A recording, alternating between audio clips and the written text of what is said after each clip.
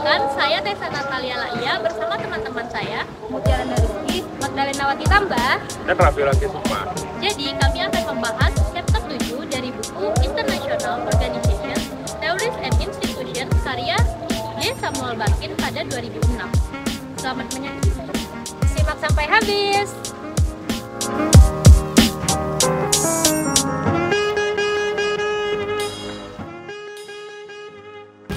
Hak-hak mendasar yang dimiliki setiap individu sejak lahir adalah hak asasi manusia atau HAM.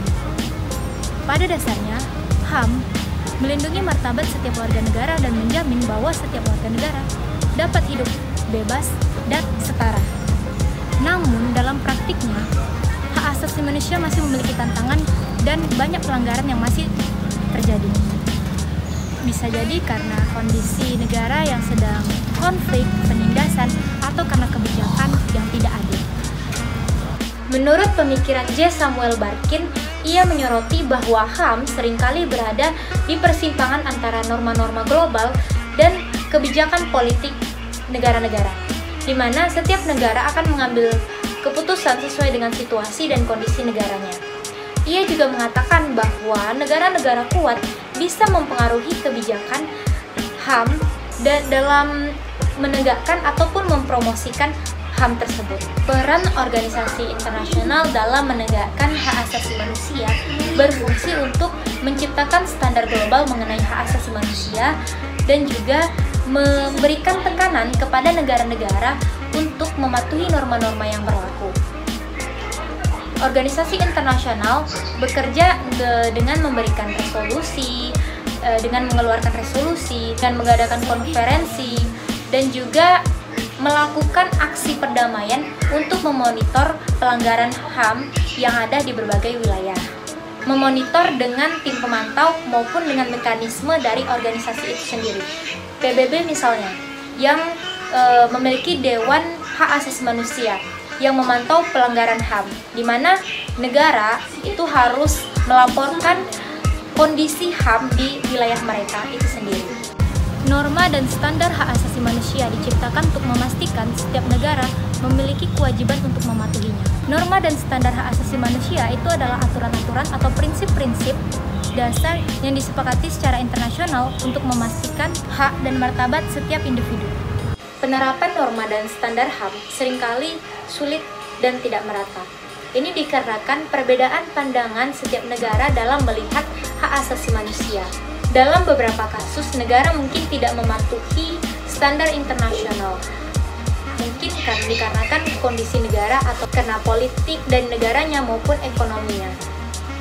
Jadi, meskipun ada kesepakatan global tentang norma-norma hak asasi manusia, dalam penerapannya seringkali dipengaruhi oleh kepentingan nasional dan juga situasi politik dari masing-masing negara. Selanjutnya, pada bab ini membahas tentang tantangan implementasi HAM.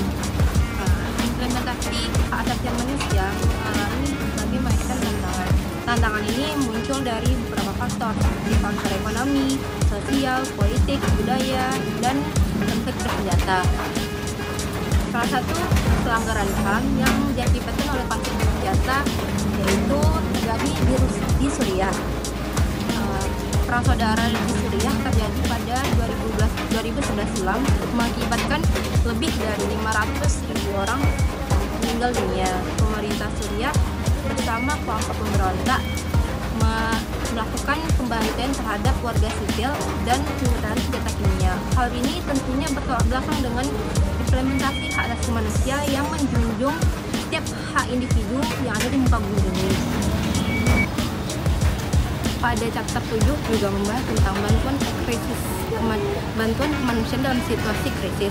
Bantuan ini dilakukan terhadap para korban yang terkena dampak bencana alam, konflik, atau krisis lainnya.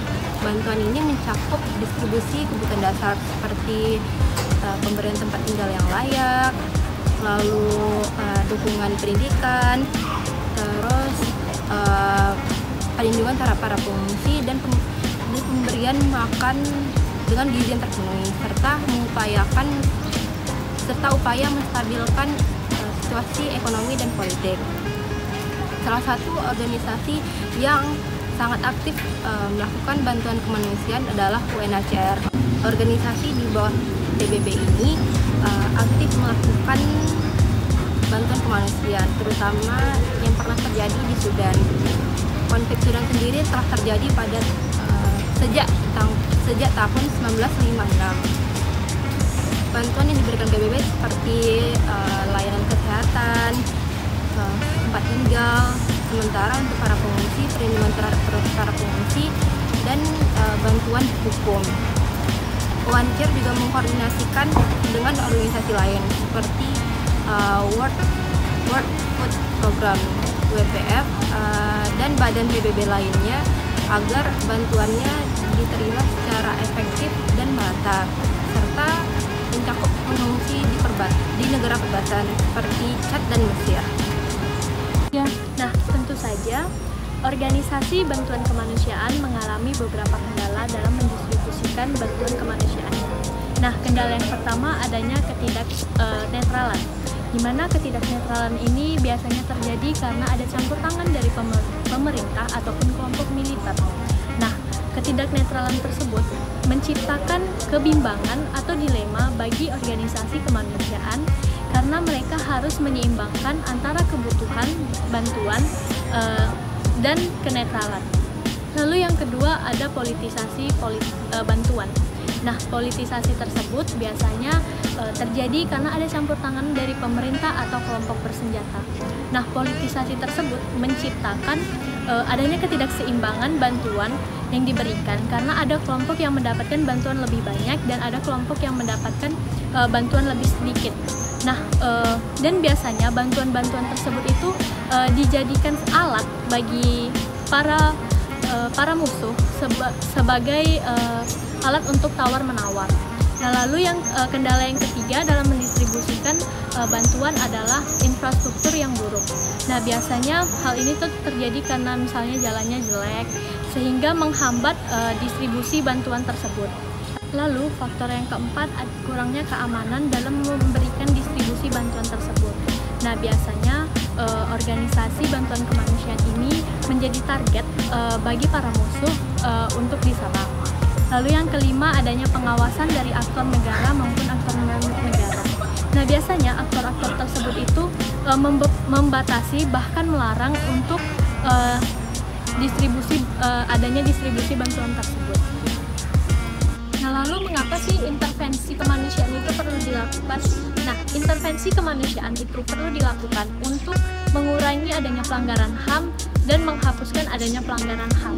Nah, intervensi tersebut terdiri dari berbagai macam, bisa dari sanksi ekonomi, terus intervensi militer, maupun pemberian bantuan kemanusiaan. Nah, namun, untuk intervensi militer sendiri itu mengalami banyak kontroversial dari berbagai pihak karena dianggap intervensi militer ini dapat menimbulkan lebih banyak konflik dan dapat menimbulkan lebih banyak korban. Baik, selanjutnya itu adalah peran NGO dalam hak asasi manusia dan bantuan kemanusiaan. Non-government organization atau NGO memiliki peran penting dalam hak asasi manusia dan bantuan kemanusiaan. Berfungsi sebagai advokat bagi masyarakat sipil dan mengidentifikasi bantuan mendesak yang sekiranya terlewat oleh lembaga internasional. NGO sering menjadi pelopor dan inovasi dan mengembangkan praktik terbaik dalam bantuan kemanusiaan dengan pendekatan yang responsif dan berbasis komunitas untuk menyesuaikan program dengan aspek lokal. NGO juga bertanggung jawab dalam mengawasi pemerintah dan lembaga internasional, memastikan bahwa bantuan yang diberikan itu tepat sasaran dan efektif melalui pemantauan dan evaluasi. Meskipun memiliki peran yang signifikan, NGO menghadapi tantangan seperti batasan hukum dan ketergantungan pendanaan eksternal yang mendorong mereka untuk mencari model berkelanjutan yang lebih mandiri. Dengan peran yang luas dan kompleks, NGO tidak hanya berkontribusi pada aspek teknis, tetapi juga membentuk diskursus global mengenai hak asasi manusia dan bantuan kemanusiaan, sehingga peran mereka harus didukung untuk keefektivitasan implementasi di seluruh dunia. Secara keseluruhan, chapter ini menyoroti bahwa meskipun ada upaya yang signifikan dalam promosi dan perlindungan hak asasi manusia serta penyediaan bantuan kemanusiaan, banyak faktor seperti hukum, politik, dan institusional yang dapat mengubah hasil akhir.